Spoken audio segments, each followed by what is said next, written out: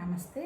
మనము భగవద్గీతని ప్రస్తుత పరిస్థితుల్లో అంటే ఎలా తేలికగా అర్థం చేసుకొని, దాన్ని అనుభవానికి తెచ్చుకొని కంప్లీట్‌గా పరమాత్మ తత్వాన్ని, పరమాత్మ తత్వం యొక్క ఆనందాన్ని మనం ఎట్లా మేనిఫెస్ట్ చేయాలి, ఎట్లా ఎక్స్‌ప్లోర్ చేయాలి, ఎలా హ్యాపీగా ఉండడం అనేది చూపగలగాలి అనేటువంటి విషయం గురించి చాలా తేలికగా మాట్లాడుకుంటున్నాం. ఏంటి అసలు భగవద్గీత అంటే ఏంటి? ఉపనిషత్తుల మన మన ఉపనిషత్తుల గురువుల యొక్క వాళ్ళ యొక్క మేధా సంపత్తనండి, లేదంటే వాళ్ళు మహానుభావులు దర్శించి వాళ్ళు సాధనలోకి తెచ్చుకొని చెప్పిన విషయం అని అనొచ్చు. ఈ ఉపనిషత్తులు రాసినటువంటి మన మన ఉపనిషత్తుల గురువుల గురించి ప్రపంచంలో ముఖ్యంగా ఏంటి బాగా కొంచెం ఆధ్యాత్మికంగా డెవలప్ అయినటువంటి ఇప్పుడు ఇటలీ కానీ, తర్వాత జర్మన్స్ కానీ, తర్వాత వాళ్ళందరూ ఏమన్నారు అంటే రెండే రెండు వండర్స్ ప్రపంచంలో. ఒకటేమో ఉపనిషత్తుల గురువుల యొక్క మేధా సంపత్తి, రెండోది వచ్చేంటి గ్రహాలకు సంబంధించిన విషయం. నిజంగానే ఇప్పటి వరకు వాట్ ఈజ్ ట్రూత్ అనేది ఎవ్వరికీ అందలా. ఇన్ని లక్షల సంవత్సరాలు గడిచింది, ఇన్ని రోజులు బట్టి ప్రయత్నం చేస్తున్నారు. ఎప్పుడో ఎన్ని మరి వేల సంవత్సరాల నాడు చెప్పారో, లక్షల సంవత్సరాల నాడు చెప్పారో. నిజం చెప్పాలంటే వాళ్ళు చెప్పినప్పటికి ఇంకా స్క్రిప్ట్ కూడా లేదు. వాటిని వేదాలను ఏమంటారంటే అపరుషేయాలంటారు. ఎవరో ఎవరికి చెప్పినవి కాదు, వాళ్ళు డైరెక్ట్గా దర్శించింది వాటిని శృతులు అంటారు. అవి వేదాలు, 4 వేదాలు మొత్తం మనం ఎట్లా మన పుట్టికెలా మనం ఎలా ఉండాలి, మనం చేయాల్సిన కర్మకాండ అంతా వేదాల్లో చెప్పున్నారు. ఎండ్ పోర్షన్ వచ్చి మాత్రం ఉపనిషత్తులు చెప్పారు. ఈ ఉపనిషత్తుల యొక్క సారాన్ని మొత్తాన్ని, బ్రహ్మసూత్రాల్ని ఇవన్నీ క్రోడీకరించి మహానుభావుడు వ్యాస భగవానుడు భగవద్గీతగా రాసి మనకు అందించడం జరిగింది. అల్టిమేట్ ఏంటంటే ఉపనిషత్తుల యొక్క సారము, తర్వాత ఇంకోటి బ్రహ్మసూత్రాలు, నెక్స్ట్ భగవద్గీత మాత్రమే మనకి అథెంటిసిటీ ఉన్నటువంటి శాస్త్రం. మిగిలినవన్నీ ఓకే, ఎవరి అనుభవాలకు అనుగుణంగా వాళ్ళు చేశారు. వాళ్ళకి సంబంధించిన వాళ్ళు కొంతమంది ఫాలో చేసిన వాళ్ళు అవి ఫాలో చేస్తున్నారు. ఏమైనా సరే ట్రూత్ ఇది అని కనుక మనకు అవగాహన కావాలి అంటే ఒక్క ఒక్క భగవద్గీతలో మాత్రమే మనం 100% అర్థం చేసుకోవచ్చు. ఆ తర్వాత ఇక్కడ చెప్పింది ఏంటి భగవద్గీతలో? నిజం చెప్పాలంటే 18 యోగాలు చెప్పాడు. యోగము అంటే ఏంటి? కలయిక. ఎక్కడ కలయిక? పరమాత్మతత్వంతో కలయిక. అంటే ఉన్నదంతా ఒకటే పరమాత్మతత్వం, మిగిలిందంతా కూడా దాని నుంచే ఆవిర్భవించాయి అనేటువంటి విషయం అద్వైత వేదాంతం యొక్క సిద్ధాంతం. నిజం చెప్పాలంటే భగవద్గీత చెప్పింది కంప్లీట్గా అద్వైతం. కాకపోతే ఏంటి, ఎవ్వరూ దీన్ని డినై చేయరు. అంటే ఏంటి, భక్తి మార్గం తీసుకున్న వాళ్ళు ద్వైతం మా గురించి చెప్పిందని విష్ణు భక్తులు అంటారు. తర్వాత శివుడి భక్తులు కూడా భగవద్గీతను డివైన్ చేయరు. ఆ తర్వాత ఏంటి, శరీరం మీద మనసు మీద కంట్రోల్ చేసి చేయాలనేటువంటి హఠయోగం, పతంజలి యోగం, వాటికి సంబంధించిన వాళ్ళే ఉంటారు కేవలం భగవద్గీత యోగం గురించి చెప్పిందంటారు. ఆ తర్వాత ఇంకోళ్ళు ఏమంటారు, ఇప్పుడు భక్తికి సంబంధించింది ద్వైతం మాదే అని అంటారు. ఎవరు? అద్వైతులు. ఒక్కటి తప్ప ఇంకోటి చెప్పలేదు అంటారు. విశిష్టాద్వైతులు మాదే అంటారు. ఆ తర్వాత యోగులు వచ్చి మాదే తప్ప ఇంకొకటి లేదని భగవద్గీత అంటారు. అల్టిమేట్ ఏంటి, జ్ఞానానికి సంబంధించి అంటే ఎవరు ఏ రకంగా తీసుకుంటే భగవద్గీత ఆ రకంగా అర్థమవుతుందని మహానుభావులు ప్రస్తుత కాలంలో వచ్చినటువంటి వాళ్ళు, మన గాంధీ మహాత్ముడు కానీ, మదన్ మోహన్ మాలవ్య కానీ, అనీబ్ సెంట్ కానీ, ఐన్స్టీన్ కానీ వాళ్ళందరూ చెప్పటం జరిగింది. తర్వాత ఇంకోటి ఏంటి, ఇప్పుడు మనం అర్థం చేసుకుంటున్న వ్యవహారంలో ఏంటి, మొత్తం సృష్టి గురించి 3 వాదాలు ఉన్నాయి. మొదటిదేంటి ఆరంభవాదం, 2 పరిణామవాదం, మూడోది వచ్చి ఆవర్తవాదం. లాస్ట్ టైం చాలాసార్లు మాట్లాడుకుంటాం. ఆరంభవాదం అంటే ఎక్కడో ఎవరో కూర్చున్నారు, ఏదో చేశారు అన్నారు, దానికి ఏమీ ఆధారాలు లేవు. పరిణామం అంటే భౌతిక పరిణామం కనపడుతుంది, కానీ భగవతత్వ పరిణామం గురించి మనకేం వ్యవహారం లేదు. కాకపోతే మనసు అయితే మాత్రం పరిణామం చెందుకుంటూ వస్తుంది. కానీ ఎప్పుడో పరిణామం చెందని మనసు ఉన్నటువంటి కాలంలోనే మరి ఉపనిషత్తులు రాస్తే ఇప్పుడు మనకి ఇంకా అర్థం కావడం లేదంటే అర్థం ఏంటి, ఎప్పుడో అప్పుడే మహానుభావులకి మనసు బాగా విశాలమై ఉండొచ్చు. దానికి కారణం ఏంటి, వాళ్ళకి భౌతికంగా ఎటువంటి ఆలోచన ఎప్పుడైతే లేదో వాళ్ళు ఆల్మోస్ట్ ఆల్ ఒరిజినల్గా ఉన్నటువంటి మూలం అంటుంటారు కదా, అంటే ఆ మూలమైనటువంటి భగవతత్వంతో వాళ్ళు దగ్గరగా ఉన్నారన్నమాట. ఇట్లా ఉండి వాళ్ళు గ్రహించిన దాన్ని ఏం చెప్తున్నారు, అది మూడోది వచ్చి ఆవర్తవాదం, అది అద్వైతం. అంటే ఏంటి, వాళ్ళు చెప్పింది ఉన్నది ఒకటే, మిగిలిన 99 ఆ ఒకటిలో నుంచే వచ్చింది. అంటే ఏంటి, ఒకటే అంటే అర్థం ఏంటి, ఉన్నది ఒకటనే కాదు, ఆ ఒకటి ద్వారా వచ్చినవన్నీ కూడా దానికి సంబంధించిందే, అంటే భగవతత్వంలో భాగమే. అంటే ఇక్కడ పిసరంతో కూడా పరమాత్మతత్వానికి, పరమాత్మతత్వం వ్యక్తం చేసినటువంటి ప్రకృతికి తేడా లేదు అన్నట్టు చెప్పటం జరిగింది. మరి ఎందుకు, మరి అది ఎక్కడుంది? అది మన ద్వారా ఆయన చెప్పడం దాన్ని బట్టి ఆ 1 99 అన్నీ ఒకటే కదా, మరి ఆ విషయం మనకెందుకు అర్థం కావడం లేదు? అది ఆల్రెడీ నీ దగ్గర ఉన్నదేనయ్యా, కాకపోతే ఏంది, నువ్వు ఈ భౌతికంగా నా పేరు, నా ప్రతిష్ట, నా పిల్లలు, నా ఆస్తులు, లేదా ఇవన్నీ కూడా అన్నీ భేదం చేసుకొని నా అని తగిలించుకొని ఇంకా ఆ నాలో కూరుకొని పోతున్నావు. ఎప్పుడైతే ఆ నాలో నుంచి నువ్వు కూరుకొని పోయినావో అసలు ఉన్న విషయం నీకు అర్థం కాలేదు. ఆల్రెడీ సిద్ధి నీ దగ్గరే ఉంది, అనుభవం నీ దగ్గరే ఉన్నది, అన్నీ నీ దగ్గరే ఉన్నాయి. కానీ నువ్వు అర్థం చేసుకునే స్థితి లేవు.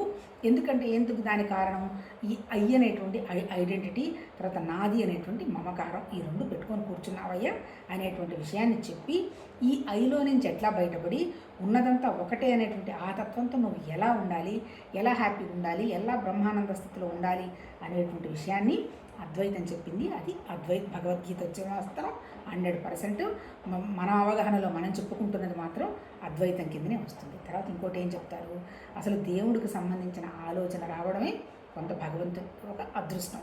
ఇప్పుడు ఇంకా ఈ అద్వైత వాసన అనేది రావడానికి మనం ఎప్పుడో పూర్వజన్మలో చేసినటువంటి పుణ్యాలు, లేకపోతే మనం ఏదో గొప్పవాళ్ళమో, మనం ఏదో మేధావులో, ఇదంతా కాదు. కేవలం దివ్యత్వం యొక్క కృప ఉన్నప్పుడు మాత్రమే ఈ అద్వైత వేదాంతం అంటే, నిజం చెప్పాలంటే ఈ భగవద్గీత కూడా పూర్తిగా అర్థం కావాలి అంటే కేవలం భగవతత్వం యొక్క కృప ఉన్నప్పుడు మాత్రమే సాధ్యమవుతుంది.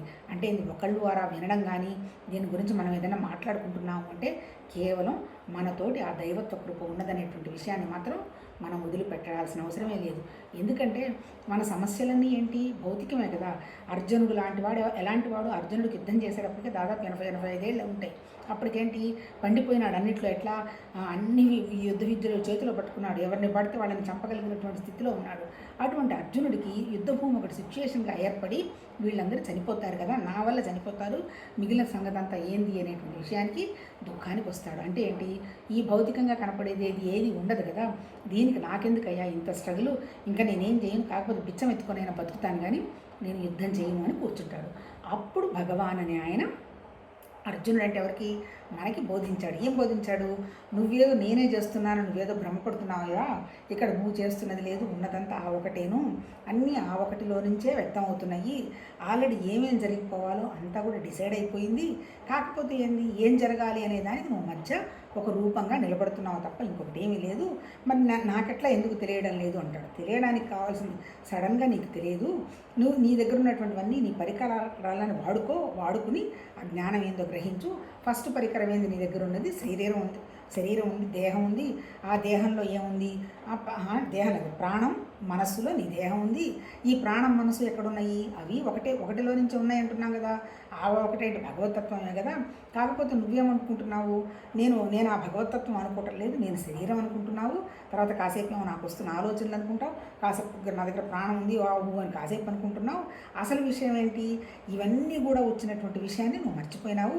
అందుకని ఇప్పుడు నువ్వేం చేయాలి, ఈ శరీరం నేను ఆల్రెడీ తీసుకున్నాను అనుకుంటున్నావు కదా, ఈ శరీరాన్ని ధర్మంగా వాడు, ధర్మబద్ధంగా దీన్ని ఉపయోగపెట్టు. మళ్ళీ ఎక్కడ కూడా పిసరంతా కూడా నువ్వు అహంకారం తెచ్చుకోవాకు. జరుగుతుందంతా పరమాత్మతత్వ భావంలోనేటువంటి విషయం జరిగి ఏం జరిగినా ఇది ప్రసాదం, నాకేం సంబంధం లేదని ఒక దండం పెట్టు. ఎప్పుడైతే అలా చేస్తావో అంటే యోగంగా లాగా నీకు ఇచ్చిన కర్తవ్యాలను నిర్వర్తిస్తూ ఆ నువ్వు అనే లేని ప్లేస్లో కనుక నువ్వు చేసుకుంటూ పోతే ఏమొస్తుంది, నీ మనసు నిశ్చలమవుతుందయ్యా. ఎందుకు, మనం చూడండి పరీక్షలే వస్తాయి, పరీక్షకి చదువుకోకుండా ఈ సినిమా చూస్తాము, తెగ బాధపడిపోతాం, టైం అంతా వేస్ట్ చేసుకున్నాను కదా అని. ఆ తర్వాత ఇంకొకటి ఏదైనా డిస్కషన్లో ఏది పడితే అది మనం అనేసిన తర్వాత కూడా ఇలా ఉండకూడదు కదా అనుకుంటాం. అంటే అర్థం ఏంటి అంటే రిగ్రెట్స్ లేకుండా నీ మనసును నువ్వు పెట్టుకునే విధంగా నువ్వు ప్రాక్టీస్ చేయి. రిగ్రెట్ వచ్చేది ఇక్కడ, శరీరానికి ఏం రిగ్రెట్ రాదు, వచ్చేది ఎంతసేపు వచ్చినా మన మనసు. అందుకని ఈ మనసుని ఎంతసేపటికి ఈ శరీరం నాది కాదు, ప్రాణం నాది కాదు, మనసు నాది కాదని నువ్వు ఎప్పుడైతే అనుకుంటావో, నేను భగవతత్వం అనుకున్నప్పుడు నువ్వు ఏదనుకుంటే దానికి దగ్గరైపోతూ ఉంటావు. ఇప్పుడు నేను దేవుణ్ణి అనుకున్నప్పుడు నువ్వు దైవత్వానికి దగ్గర అవుతావు. లేదు నేను సోన్స్ అన్నప్పుడు ఆ సోన్సోకి నువ్వు దగ్గర అవుతావు. అందుకని ఇప్పుడు నువ్వు చేయాలింది, నేను సోన్సో అనుకోవాకు, నేను సోన్సో లాగా వచ్చున్నాను అని అనుకో. అప్పుడు ఏమవుతుంది, నీ ద్వారా జరుగుతున్న ప్రతి పని భగవతత్వంలాగా ఒక యోగంలాగా జరిగిపోతూ ఉంటుంది. అప్పుడు నీ మనసు నిశ్చలం అవుతుంది అన్నాడు. అంటే అల్టిమేట్ ఏంటి, కర్మ వల్ల జరిగేది కేవలం మనసు నిశ్చలం అవడమే. అంతే. ఇప్పుడు గుడి కట్టించినా, ఆశ్రమాలు కట్టించినా, లేకపోతే మనం ఎవరికైనా చదువులు చెప్పినా, ఏం చెప్పినా ఇదంతా కూడా కర్మ. ఏది కర్మ అనుకుంటే, కానీ ఇదంతా కర్మ కాదు, భగవతత్వం చేసుకుంటూ పోతుంది అనుకుంటే అది యజ్ఞమో యాగం అవుతుంది. అప్పుడు ఒక మనిషి లేడిగా చేస్తున్న దానికి పరమాత్మ తత్వ పనిగా అయిపోతుంది. అది కర్మ. రెండోది ఏంటి, రెండోది వచ్చి యోగం. యోగం ఏంటి, మనసు మీద మనం పనిచేసుకునేదాన్ని యోగం అంటారు. ఇప్పటివరకు మన మనసు ఎట్లా ఉంది, నేను శరీరం, నా వస్తువులు, నా మనుషులు, నా కోరికలు, నాకు అది ఇష్టం అని బిడగ చండాలంగా తిరిగిపోతుంది మనసు. ఇప్పుడు మనం కర్మయోగంలో చేసింది కూడా శరీరం కర్మతో చేసినా మళ్ళీ అక్కడ పని జరిగింది కూడా మనసే. అంటే ఉన్నది ఒకటే మనసు. ఆ తర్వాత రెండోది ఏంటి, ఇక్కడ జరుగుతుంది. ఇప్పుడు ఏం చేయాలి, అన్ని విషయాలన్నీ తీసుకొని పెట్టేసి ఇంద్రియాలను కొంచెం మంచిగా రావాలి అంటే నాకు ఆ కోరుకుంది ఈ కోరుకుంది అంటే దాని వెనక నువ్వు పరిగెడుతుంటాం కదా. అసలు ఇక్కడ నేను లేనయ్యా, అంత భగవంతుడి పని జరుగుతుంది, ఇస్తే ప్రసాదం తింటా, లేకపోతే లేదు, ఏదైనా ఒకటే అనేటువంటి స్థితికి వచ్చావు అంటే నీ ఇంద్రియాల మీద నువ్వు కొంచెం పట్టు సాధిస్తావు. అంటే ఏంటి, ఇప్పుడు నువ్వు ఇంద్రియాలు చెప్పినట్టు నువ్వు మనసు చెప్పినట్టు నువ్వు వినవు. నువ్వు ఏది చెప్తే మనసు ఏది చెప్తే ఇంద్రియాలు అది వింటాయి, శరీరం అది చేస్తుంది. ఎప్పుడు వస్తుంది ఈ స్థితి, ఉన్నదంతా ఒకటేననేటువంటి విషయంగా నీ మనసును దాని మీద పెట్టినప్పుడు నువ్వు తగిలించుకున్నటువంటి చిన్నవన్నీ వదిలిపెడితే అది రాజయోగం.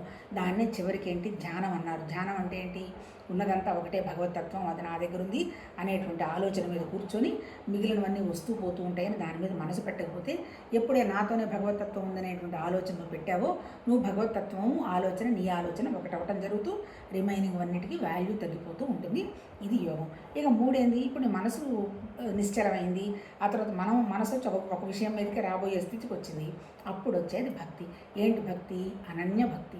అనన్య భక్తి అంటే నాకు ఇక అవసరం ఏమీ లేదు అనేటువంటి ఆలోచన ఎప్పుడైతే నీకు వస్తుందో ఈ ఎదురుగా కనపడుతున్నటువంటి చిన్న విషయాలన్నింటిలో నుంచి బయటకు వస్తాం. ఇప్పుడు చెప్పింది ఏంటి, తర్వాత ఏంటి జ్ఞానం. జ్ఞానం అంటే ఏంటి, ఇక్కడ అర్జునుడికి ఏం బోధిస్తాడు జ్ఞానం అంటే, ఇప్పుడు కర్మయోగి, జ్ఞానయోగి, రాజయోగి, మళ్ళీ నాలుగు యోగాలు చెప్పాడు కదా. ఈ 4 యోగాల్లో నిజం చెప్పాలంటే లక్షణాలు ఒకటే. ఎందుకు, ఉన్నది ఒకటే మనస్సు, ఉన్నది ఒకటే జ్ఞానం. ఇంతసేపు చెప్పినా ఇన్ని లేవు, ఎంతసేపు చెప్పినా జ్ఞానం ఒకటే ఉంది. ఎట్లా మన జ్ఞానం ఒకటే ఉంది, మన వాళ్ళు ఏమంటారు, ప్యూర్ కాన్షియస్నెస్ అంటారు, సూపర్ కాన్షియస్నెస్ అంటారు, సబ్ కాన్షియస్నెస్ అంటారు, తర్వాత కాన్షియస్నెస్ అంటారు. ఈ నాలుగు మళ్ళీ ఏవి ఒకటే.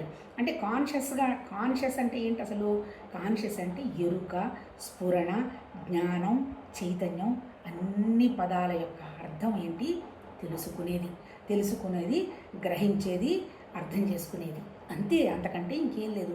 వేటితో మనం ఇవన్నీ చేస్తాము, మనసుతోటే చేస్తాము. అంటే మనసు చిన్న విషయాల మీదనే పెట్టుకొని ఉందనుకో అది మనసు కిందకి వస్తుంది. కొంచెం వ్యాపించి నేను మనసు శరీరం ప్రాణం కాదు ఇంకొంచెం బెటర్ పొజిషన్లో ఉన్నాను, నిద్రపోతున్నప్పుడు ఏ స్థితిలో ఉన్నాను, అప్పుడు నిద్రలో నాతో మనసు లేదు కదా, అయినా నేనున్నానంటే నన్ను ఏదో ఒక శక్తో ఒక చైతన్యమో నాతో ఉన్నది కదా అనుకున్నప్పుడు దాన్ని ఆత్మ అంటాడు. అంటే ఏంటి, ప్రత్యేగాత్మ అన్నా కూడా జ్ఞానమే.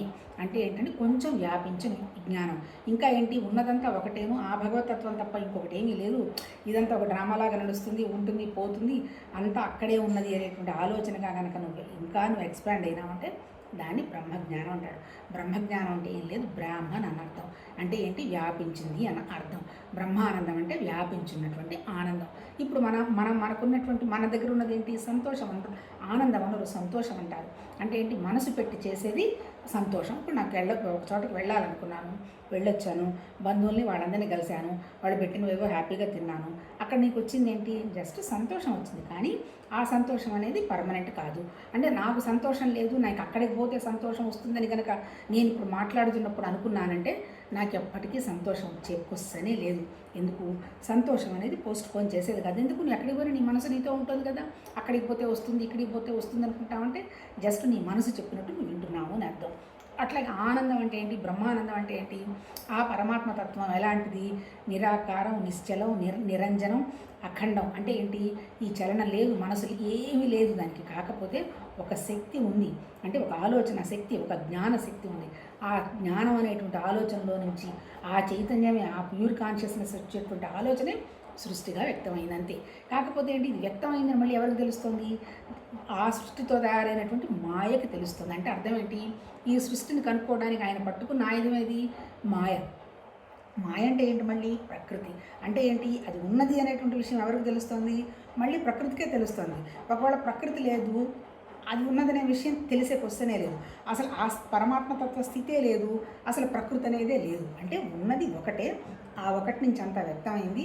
ఈ వ్యక్తమైందంతా ఆ పరమాత్మ తత్వంలో ఉంచి వచ్చినటువంటి ప్రకృతికే తెలుస్తోంది. అది జ్ఞానం. అంటే ఏంటి, ఇక్కడ జ్ఞానం అనేది ఏంటి, ఉండడం, తెలియడం, ఈ రెండు జ్ఞానమే మళ్ళీ. అంటే ఇవి రెండు నిరాకారమే. ఉండడం వల్లనే తెలుస్తుంది కాబట్టి ఉండడం అనేది ఉన్నట్టుగా మనకు అనిపిస్తుంది. ఇప్పుడు తెలిసేవాడు లేడు, ఉండడం అనే విషయం అర్థమయ్యే క్వశ్చనే లేదు. ఆ ఉండడం లేదు, ఈ తెలిసేవాడు అసలు ఉండడం అనేటువంటి క్వశ్చనే లేదు. ఇది అద్వైతం. అంటే ఏంటి? ఉన్నది ఒకే ఒకటి, దాంట్లో నుంచి మొత్తం వ్యక్తమైంది అనేటువంటి భావమే అద్వైతం. భగవద్గీతలో అర్జునుడికి అదే బోధించాడు. జ్ఞానం అంటే ఏంటి? సత్ చిత్ ఆనందం అన్నాడు. అది నిరాకారం. సత్ అంటే ఉండడం, చిత్ అంటే తెలియడం, దేనికోసం ఉంది? ఆనందం. అట్లాగే మన శరీరం ఉన్నదని నా మనసుకు తెలుస్తోంది. ఎందుకు తెలుస్తోంది? ఏదో అనుభవం కోసం, ఆనందం కోసం ఇది ఉంది. అంటే ఏంటి? క్రియాశక్తి, జ్ఞానశక్తి, ఇచ్ఛాశక్తి. సత్ చిత్ ఆనందం అనే దాన్ని నిరాకారం అంటే అస్థి భాతి ప్రియం అనేది ప్రకృతిగా వస్తువుల కోసం అంటాడు. అంతే, అంతకంటే ఇంకేం లేదు. ఇప్పుడు ఇక్కడ ఏం చెప్తున్నాడు భగవద్గీతలో? ఇప్పుడు జ్ఞానం అంటే ఏంటి? నిరాకారమైనటువంటి భగవతత్వ శక్తిలో నుంచే అంతా వ్యక్తమైంది. ఆ వ్యక్తమైందంతా కూడా మాయకి తెలుస్తుంది. ఈ మాయను సృష్టించి కూడా భగవతత్వమే. మళ్ళీ ఈ రెండు కలిపి మిగిలిన సృష్టి అంతా పూనుకున్నాయి అనేటువంటి విషయం చెప్పడం జరుగుతోంది. ఇప్పుడు ఏం చెప్పాడు? ఇప్పుడు ఆ 1 నుంచి 6 వరకు ఏం చెప్పాడు? కర్మ అంటే ఏంటి, జ్ఞానం అంటే ఏంటి, భక్తి అంటే యోగి. జ్ఞానం ఎట్లుంటాడు? ఏం పట్టించుకోడు, స్థితప్రజ్ఞత, ఏం కోరుకోడు, నాకు జ్ఞానం అంటే ఇష్టం అంటాడు. ఎందుకు? పరమాత్మతత్వంలో ఏ లక్షణాలు ఉన్నాయో జ్ఞానం దగ్గర కూడా అవే లక్షణాలు ఉన్నాయి. తనకి ఏం అవసరం లేదు. వర్షం వచ్చిన సంబంధం లేదు, తర్వాత మండిపోయిన సంబంధం లేదు, తర్వాత సుఖం వచ్చిన సంబంధం లేదు, బాధ వచ్చిన సంబంధం లేదు, ఏమీ సంబంధం లేదు. ఆ భగవతత్వం ఎట్లా నిరాకారమైనటువంటి విధంగా శక్తివంతంగా ఉందో ఈ జ్ఞాని కూడా అంత శక్తివంతంగా నిరాకారంగా ఉంటాడు. తన కోసంగా తను ఏమీ పట్టించుకోడు. ఒకవేళ ఏదైనా భగవతత్వ పని ఏదైనా కావాల్సి వస్తే తన ద్వారా జరుపుకుంటూ పోతుంది. ఆ ప్రభావానికి కూడా తనకేం లోను కాడు. అది జ్ఞాని అన్నాడు. అట్లా కర్మయోగి ఏమన్నాడు? నిష్కామ కర్మగా ఫలితం ఆశించగా చేస్తే జ్ఞానికి ఏ లక్షణాలు చెప్పాడో కర్మయోగికి కూడా అదే చెప్పాడు. ఏం ఆశించడుగా, తన ద్వారా జరిగిపోతుంటే తను కూడా నిరాకారమైనటువంటి భగవతత్వంలోనే ఉన్నాడు. అలాగే యోగికి ఏం చెప్పాడు? ధ్యానయోగం అండి, మామూలు యోగం. అతను కూడా అంతేగా, భగవతత్వం నా దగ్గర ఉంది అనేటువంటి భావం తప్ప ఇంకొకటి ఏమీ లేదనేటువంటి దాంట్లో కూర్చొని ఉంటాడు. చివరికి జ్ఞానం అంటే ఏంటి? ఉన్నదంతా ఉండడం, ఆ ఉండడం తెలియడం. అదేంటి? రెండు కలిపి ఒకటేనన్నాడు. అది చెప్పిన తర్వాత 6 నుంచి 12 వరకు భక్తి గురించి చెప్తున్నాడు. ఇప్పుడు ఏం చెప్తున్నాడు? భక్తిలో మొట్టమొదటి ఏం అడుగుతాడు? నిరాకారం బెటరా, సాకారం బెటరా అంటాడు. సాకారం బెటరేనయ్యా, నిరాకారం బెటరే. కాకపోతే వచ్చిన విషయం ఏంటి? నువ్వు భౌతికంగా కొట్టుకొని బయట తిరుగుతున్నావు. అలాంటప్పుడు నీకు నిరాకారంగా ఎక్కడ మనసు మొక్కు దొరుకుతుంది? ముందు సాకారంగానే మొదలుపెట్టు, అట్లాగే కర్మ మొదలుపెట్టు, దాని అనుష్ఠానాన్ని దాటి యోగానికి తీసుకొని పో అన్నట్టు చెప్తున్నాడు భక్తి యోగంలో. ఆ తర్వాత ఇంకేమంటున్నాడు? నిజంగా అడుగుతున్నాను, నాకు అసలు ఇప్పుడు ఇంతకుముందు ఏమడుగుతాడు? సృష్టి సంగతి అడుగుతాడు. పంచభూతాలు, తర్వాత మనసు, బుద్ధి, అహంకారం, జీవ చైతన్యం అంతా నాతోనే వచ్చింది. కాకపోతే ఏంటంటే ఈ విషయం అంతా నాకు తెలుస్తుంది, నీకు తెలియడం లేదు. నువ్వు కూడా నిరాకారమైనటువంటి స్థితికి వెళ్తే నువ్వు కూడా గ్రహించగలవు అన్నటువంటి విషయంగా చెప్పడం జరిగింది. ఇప్పుడు ఏమంటున్నాడు? అసలు ఏంటయ్యా భక్తి అంటే? ఏం లేదు, నీ మనస్సుని, నీ బుద్ధిని కనుక నువ్వు నిశ్చలంగా నా మీద పెట్టావంటే అటువంటి వాళ్ళు నాకు ఇష్టమైన వాళ్ళు అంటాడు. అంటే ఏంటి? భక్తి అంటే ఏంటి? నన్ను ఏదో పెట్టుకొని 24 గంటలు నన్ను తలువు, నన్ను దానాలు చేయి, గుళ్ళు కట్టించు అని ఏం చెప్పాల.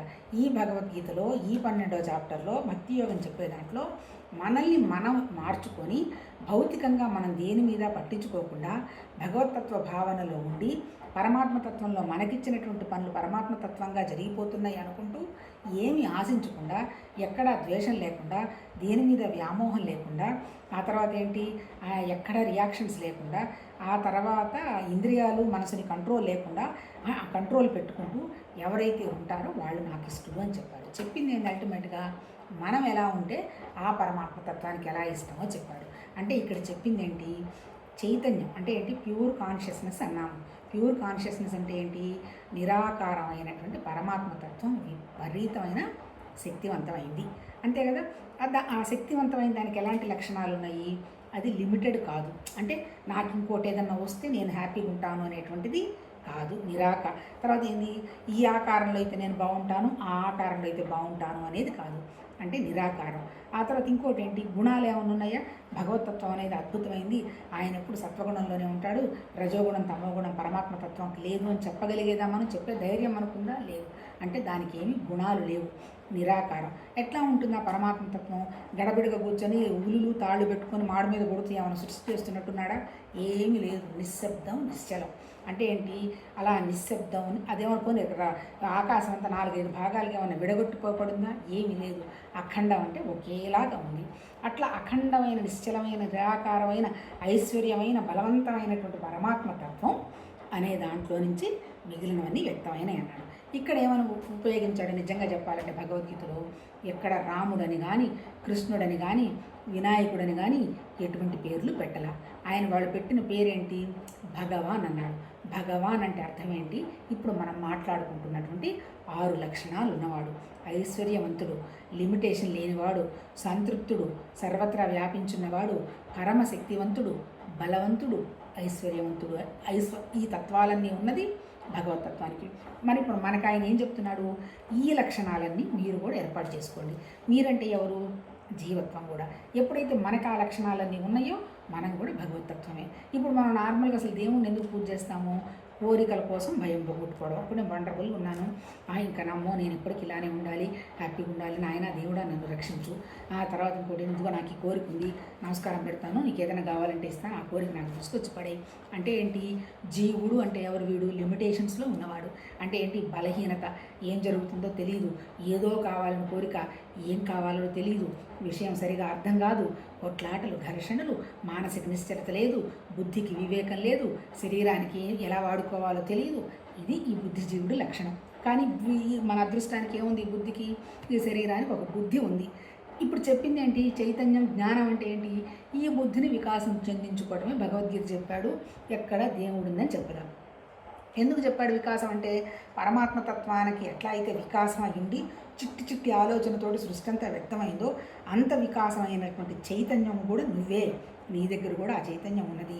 నీ బుద్ధిని వికాసం చేసుకొని ఈ బలహీనతల్లో నుంచి నువ్వు బయటపడి నాకెలాంటి భగవాన్ లక్షణాలన్నీ ఉన్నాయో నువ్వు కూడా ఆ భగవాన్ లక్షణాలు పెంపొందించుకొని, అట్లా ఎవడైతే పెంపొందించుకుంటాడో అతను నిజమైన భక్తుడు, అతడు నాకు ఇష్టడు, అతను సంసారాన్ని దాటిపోయినవాడు అని చెప్పాడు భగవద్గీతలో. ఇంకెందుకంటే ఏం చెప్పలే. మనం ఏం చదువుకున్నాము? తర్వాత దుఃఖం ప్రాప్తించిన సుఖం ప్రాప్తించిన బ్యాలెన్స్గా ఉండేవాడు, దృఢంగా నిశ్చయం ఉండేవాడు, ఇంద్రియాలకు లోపడకుండా ఉండేవాడు. ఆ తర్వాత ఏంటి? ప్రపంచం చూసి మనం కంగారుపడి వాళ్ళని ఇబ్బంది పడకుండా ఉండేవాడు. తర్వాత ప్రపంచం నన్నిలా అన్యాయం చేసిందని ఎవరికి చెప్పుకోకుండా ఉండేవాడు. తర్వాత ఇంకా ఏం చెప్తున్నాడు? అనేకమైనటువంటి, ఇప్పుడు నేను కూడా మాట్లాడుతున్న ఉద్వేగంతోనే అనుకుంటున్నా, కానీ ఈ ఉద్వేగానికి లోను కాకుండా ఉండేవాడు. అంటే దేనికి టెన్షన్ లేదు. ఆ పరమాత్మ తత్వంలో నుంచి వచ్చినటువంటి సృష్టి ఆ పరమాత్మ సృష్టి ద్వారా జరుగుతుంది. ఇక్కడ మనం ఏంటి? మనం మార్చుకుంటూ మనం భగవతత్వం అనేటువంటి భావంలో ఉండడం తప్ప మనం ఏదో వాళ్ళిట్లా వీళ్ళిట్లా, వాళ్ళని మార్చాలి, వీళ్ళని మార్చాలి, అక్కడికి పోవాలి, ఇక్కడికి పోవాలి అని ఏమీ చెప్పలేదప్ప. నీలో నువ్వు ఉంటే నువ్వే భగవతత్వం. లేదు నేను అది చేస్తాను ఇది చేస్తాను అంటే నువ్వు భగవతత్వంలో నుంచి జారిపోయినావు. ఎప్పుడైతే నువ్వు భగవతత్వంలో నుంచి జారిపోయినావో నీ మనసు పనిచేయడం మొదలు పెడుతుంది. నీ మనసుకి ఏంటి? మనసుకి ఎంతసేపు ఉంటే పాస్ట్లో ఉంటుంది, లేదంటే ఫ్యూచర్లో ఉంటుంది, ప్రస్తుతంలో ఏముంటుంది? పోల్చుకుంటూ ఉంటుంది. ఎందుకు? ఈ మనసు కూడా ప్రకృతే. టైము, స్పేసు, ఆబ్జెక్టు వచ్చింది ఎక్కడి నుంచి? భగవతత్వంలో నుంచి వచ్చాయి. ఇవి ప్రకృతి. ప్రకృతి అంటే ఏంటి? ఎప్పుడు మారుకుంటూ ఉండేది అని అర్థం. మరి ఇప్పుడు మనం ప్రకృతి స్థితిని దాటి పరమాత్మ తత్వ స్థితిలో ఉండాలి అంటే మన లోపల ఉన్నటువంటి మన స్థితి భగవతత్వ స్థితి లాగానే ఉంటూ ఈ శరీరాన్ని, మనసు బయట ప్రపంచం కోసం వాడడం మొదలుపెట్టాలి. అప్పుడు ఎప్పుడైతే మనం వాడతామో ఎవరి మీద మనకి కంప్లైంట్ ఏముంటుంది? వాడు నాకు ఏదైనా చేయాలి, నాకు ఏదైనా ఇవ్వాలి, నాకేదో గౌరవించాలి అన్నప్పుడు నీకు వస్తుంది. ఈ గౌరవం అనేది ఒకళ్ళు ఇచ్చేది కాదు, తీసుకునేది కాదు, అంతా భగవతత్వం అన్నప్పుడు ఒకళ్ళు గౌరవించడం లేదు, ఒకళ్ళని మెచ్చుకోవడం లేదు, ఒకళ్ళని తట్టుకోవడం లేదు, ఒక మనిషి వల్ల ఒక మనిషి ఉపయోగపడటం, నష్టపడటం ఏమీ లేదు. అట్లా ఎవరైతే ఉంటారో వాళ్ళు నాకు ఇష్టలు అని ఆ పరమాత్మతత్వం మనకి చెప్తుంది. ఇంకేం చెప్పింది? ఇంకా నిన్న చదివాం, 17 వరకు చదివినట్టు గుర్తు. ఎక్కడ కోరికలు లేనివాడు అంటే సన్యాసిలాగా. అంటే సన్యాసాశ్రమానికి ఎందుకు వెళ్తాడు? భౌతికంగా అంతా వదిలేసి వెళ్ళిపోతాడు కదా. కానీ అక్కడ సన్యాసాశ్రమానికి వెళ్ళిన తర్వాత కూడా భగవతత్వం యొక్క విషయం కనుక అర్థం చేసుకున్నాడు అంటే, ఆత్మజ్ఞానం పొందాడు అంటే పరమాత్మతత్వమే. తర్వాత తను ఇంకా తను పోషించుకోవాలి, తను రక్షించుకోవాలి, ఇంకా డబ్బులు అవసరం అవుతాయి, ఆ తర్వాత ఒక రకమైన గూడు అవసరం అవుతుందని మళ్ళీ వెళ్ళాడు అంటే ఆల్మోస్ట్ ఆల్ సంసారమే. అల్టిమేట్ ఏంటి? ఇప్పుడు భగవతత్వంలో ఉన్నటువంటి వ్యవహారం ఏంటి? ఆ భగవతత్వానికి అది ఉంది ఇది ఉంది అనేటువంటి సరంత ఆలోచన, కోరిక లేదు. ఆల్రెడీ అన్ని సంతుష్టుడై ఆ సంతృప్తితో అక్కడ ఉండడం జరిగింది. మనం కూడా ఏంటి? ఏది వచ్చినా అంటే మనం ఎప్పుడైతే భగవతత్వ భావంలో ఉంటామో మన కోసం మనం ఏం చేసుకోక్కర్లా, భగవతత్వమే మనని రక్షించుకుంటూ పోతుందనేటువంటి గట్టి నమ్మకం. అంటే అంత శ్రద్ధ, అంత భక్తి, అంత నమ్మకం భగవతత్వం మీద ఉండగలగాలి. ఎప్పుడైతే అలా ఉంటుందో అటువంటి వాడు నాకు ఇష్టడు అంటాడు. ఆ తర్వాత ఇంకేమన్నాడు? శుచి అయి ఉన్నవాడు అని, అంటే ప్యూర్ పవిత్రంగా ఉన్నవాడు. ఏంటి పవిత్రత? మనస్సు, మన ప్రాణము, మన మన శరీరం మూడు కూడా శుచి అయి ఉండాలి. మనసు శుచి అయి ఉండడం అంటే ఏంటి? మనసు శుచి అయి ఎటువంటి ఆలోచనలు, అనవసరమైనటువంటి ఆలోచనలు ఎప్పుడైతే లేకుండా ఉన్నదంతా ఒకటే భగవతత్వం అనేటువంటి ఆలోచన ఉంటుందో అది అంటే భేదభావం లేని మనసు పవిత్రమైనటువంటి మనసు. అట్లాగే మన దగ్గర ఏముంది? ఇంకా ప్రాణం ఉంది.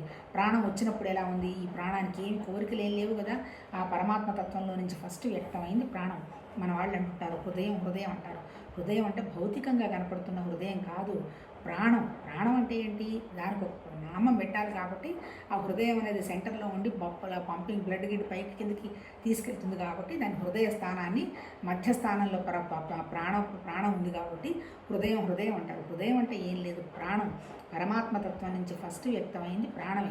కాకపోతే ప్రాణానికి ఆలోచన లేదు, కానీ ప్రాణం ఉన్నది అనేటువంటి విషయం మాత్రమే తెలుసు.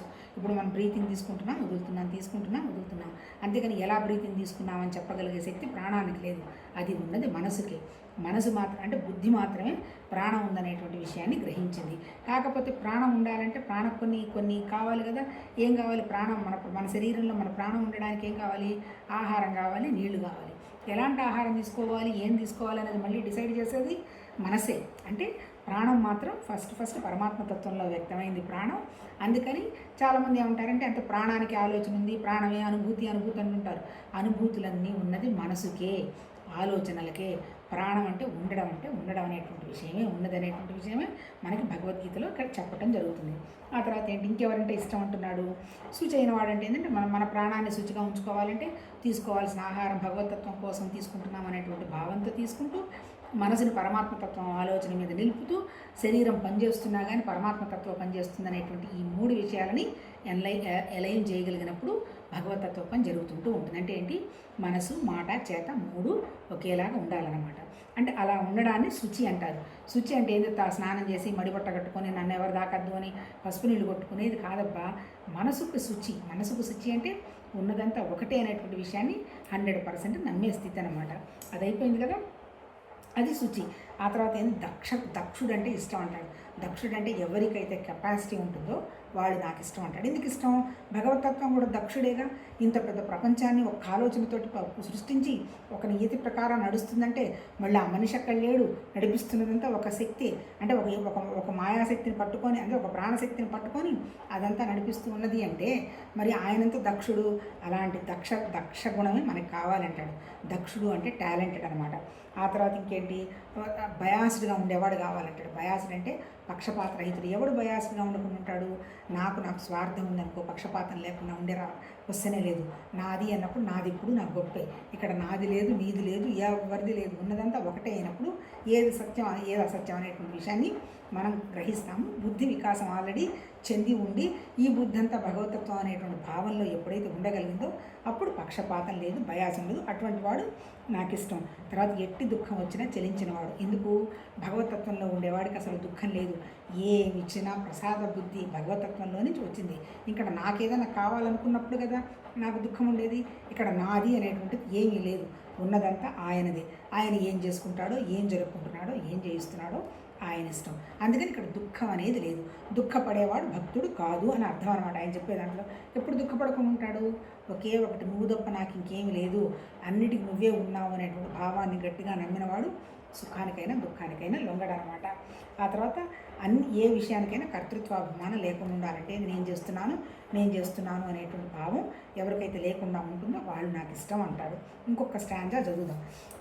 ఇష్టవస్తు ప్రాప్తికి పొంగిపోని వాడును, దేని ఎందునో ద్వేషభావం లేనివాడును, దేనికి నీ శోకించని వాడును, దేనిని ఆశింపని వాడును, శుభాసంభ కర్మలను త్యజించిన వాడును అయిన భక్తుడు నాకు ప్రియుడు. అంటే అర్థమైంది ఇక్కడ. దేనికి కూడా సుఖం వచ్చినా దుఃఖం వచ్చినా పొంగిపోతాడు అంటే ఎవరు? వాళ్ళు జీవులు. అంతే కదా. అయ్యో వచ్చింది నాకు సీటు, అయ్యో వేరే కాలేజీలో సీట్ రాలేదు, ఇదంతా కూడా అయ్యో పెళ్లి కుదిరింది, ఓ పోయింది, ఇంతే. అంటే ఏంటి? అది వస్తే సంతోషం, ఇది వస్తే దుఃఖం ఏం లేదు. ఏది వచ్చినా అంతా ఆ భగవతత్వంలో ప్రణాళిక అనుకున్నవాడు ఎలా ఉంటాడు? సమత్వ స్థితిలో బ్యాలెన్స్డ్గా ఉంటాడు. ఎవరు సమత్వ స్థితిలో బ్యాలెన్స్డ్గా ఉంటాడు? నాకు పరమాత్మతత్వంకి తేడా లేదు అనేటువంటి విషయాన్ని ఎవరైతే గట్టిగా నమ్ముతారో వాడు ఉంటాడు. అటువంటి వాడు నాకు ఇష్టడు అని చెప్తున్నాడు. తర్వాత ద్వేషం లేనివాడు, ఎట్టి పరిస్థితుల్లో కూడా కళలో కూడా మనకి ఎవరి మీద ద్వేషం ఉండకూడదు. ఎందుకు వస్తుంది ద్వేషం? మనం అనుకున్నది జరగకపోయినా, మనం అనుకున్నది అవతల వాళ్ళు ఇవ్వకపోయినా, మనం చెప్పినట్టు వినకపోయినా, మనని పొగడకపోయినా, మా వాళ్ళంటే ఎంత గొప్ప వాళ్ళు లేరని మనం అనకపోయినా వాళ్ళే ద్వేషం వస్తుందన్నమాట. అంటే ఏంటి? ప్రకృతికి సంబంధించినవి, ఎక్స్టర్నల్ సంబంధించినవి ఎవరైతే వాల్యూ ఇస్తారో అక్కడ వస్తుంది. ఇక్కడ ఈ పరమాత్మ తత్వంలో అది లేదు. ఉన్నదంతా ఒకటే అయినప్పుడు ఇంకా ద్వేషం ఏముంది? ఏం జరిగినా ఆయన సృష్టిలో ప్రణాళికలో భాగమేను అనుకుంటాడు తప్ప ఒక మనిషిని బ్లేమ్ చేయరు. అంటే ఒక మనిషి వల్ల నాకు ఇది వచ్చింది, ఒక మనిషి వల్ల నాకు ఈ నష్టం జరిగింది అనేటువంటి భావనలో నుంచి బయటపడతాడు. ఎందుకు? ఇదంతా ప్రకృతి మాయ. ఈ మాయలో ఒకరినొకరు చేసేది ఏముంది? ఏం చేస్తున్నా ఒక భగవతత్వంలో ఆ ద్వారా జరగాల్సిన పని ఉంది కాబట్టి ఈ సుఖం దుఃఖం కూడా అంటించి ఉండొచ్చు, మనకు తెలియదు. ఆ తర్వాత అందుకని ఎక్కువాడు శోకపడడు. తర్వాత దేన్ని ఆశించడు. శుభాశుభ కర్మలను త్యజించువాడు ఆయన భక్తుడు నాకు పేడుగాక. తర్వాత కొన్ని మంచి పనులు అనుకో, బావు గొప్ప అనుకోవటం, కొన్ని మంచి పనులు కాదు అనుకుంటాడు. తేడా అంటే ఏంటి? ఇక్కడ మంచి చెడు అనేటువంటి తేడా కూడా లేదంటాడబ్బా. అంటే ఇక్కడ ఏంటి? ఇక్కడ వాడు మంచోడు కాదు, వాడు తాగుతాడు, వాడు నెగటివ్ పర్సను, వాడు ఈ పనులు చేస్తాడు అని ఎవరన్నా అన్నారు అనే మాట మనం విన్నామంటే వాళ్ళు భక్తులు కాదు. ఎందుకు? భక్తులకి ఇటువంటి తేడాయే లేదు. ఎవరైనా ఒకటే. వాళ్ళ ఆలోచనలు, వాళ్ళ కోరికలు, వాళ్ళ నియతిలో ఏదో ఉంది కాబట్టి అవి జరిగిపోతూ ఉన్నాయి. దాని తర్వాత వాళ్ళు కూడా మామూలుగానే వస్తారు. అంటే ఏంటి? ఇక్కడ నేనెవరినో ఉద్ధరిస్తున్నాను అనుకున్నప్పుడు నేను ఎంతసేపు మార్చినా వీళ్ళు మారట్లేదు, వీళ్ళకి ఎంత చేసినా వేస్ట్ అనుకుంటారు. ఇక్కడ నేనేం చేయడం లేదు. నేను అసలు ఒక ఉద్ధరించడానికి నేను రాలే. మనం వచ్చింది కేవలం మనల్ని మనం మార్చుకొని మనము భగవతత్వం అనేటువంటి భావనలో వచ్చినప్పుడు ఇక్కడ ఒకళ్ళు మంచి, ఇక్కడ ఒకళ్ళు చెడు అనేటువంటి జడ్జిమెంటల్ ఏం ఉండదు. ఇది మంచి పని, అది చెడ్డ పని అనేటువంటి భావం లేదు. గంట కూర్చొని ధ్యానం చేసినా మంచి పని, ఒక అరగంట వెళ్ళి బాత్రూమ్ని శుభ్రంగా క్లీన్ చేసినా మంచి పని. అంటే ఇక్కడ వ్యవహారం ఏంది? నీ స్వభావం.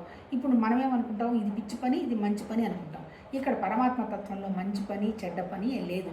మంచివాడు చెడ్డవాడని కూడా లేదు. అంత భగవతత్వంలో భాగమేనని చెప్తున్నాడు. ఇట్లా ఎవరైతే ఉంటాడో అంటే ఏంటి? శుభాశుభ కర్మలు అంటే ఇప్పుడు మంచి వచ్చింది కాబట్టి నేను తప్పకుండా వెళ్ళాలని పోతారు. కొన్నిటికి కొంతమంది వెళ్ళరు. అది చాలా తప్పు. అలాంటి వాళ్ళు భక్తులు కాదు. అలాంటి వాళ్ళు నాకు ఇష్టలు కూడా కాదని మన భగవతత్వంలో మహానుభావుడు భగవాను మనకు చెప్తున్నాడు. ఇప్పుడు అల్టిమేట్ ఏంటి? ఆ భగవాన్ అనేది వ్యాపించినటువంటి ప్యూర్ కాన్షియస్నెస్ అనమాట. అంటే వ్యాపించినటువంటి చైతన్యం. ఇప్పుడు మనం కూడా ఎవరు? మనం కూడా అదే చైతన్యం. కాకపోతే మనం ఏంటి? మనం కాన్షియస్గా ఉంటూ సబ్కాన్షియస్గా మనం ఏవైతే తయారు చేసుకున్నావో వాటిని మన ఎదురుగా పెట్టుకుంటూ ఇది మంచి ఇది చెడు అనేటువంటి ఘర్షణకు పడుతూ సుఖ దుఃఖాలు లాభ నష్టాలు గోలగోలపడుతున్నాం. ఇక్కడ లాభ నష్టాలు సుఖ దుఃఖాలు మంచి చెడు అంటూ ఏమీ లేదు. ఉన్నదంతా ఒకటే ఒక తత్వం అనేటువంటి విషయాన్ని నువ్వు కనుక 100% నమ్మావు అంటే నువ్వు నాకు భక్తుడివి. నీ ద్వారా మన ద్వారా భగవతత్వ పనులు అయిపోతూ ఉంటాయి అనేటువంటి విషయాన్ని చెప్పడం జరిగింది. ఇంకా 2 స్టాంజాలు ఉన్నాయి. రేపు కంటిన్యూ చేద్దాము. కంప్లీట్ అయిపోతుంది రేపు 12వ చాప్టర్. నమస్తే.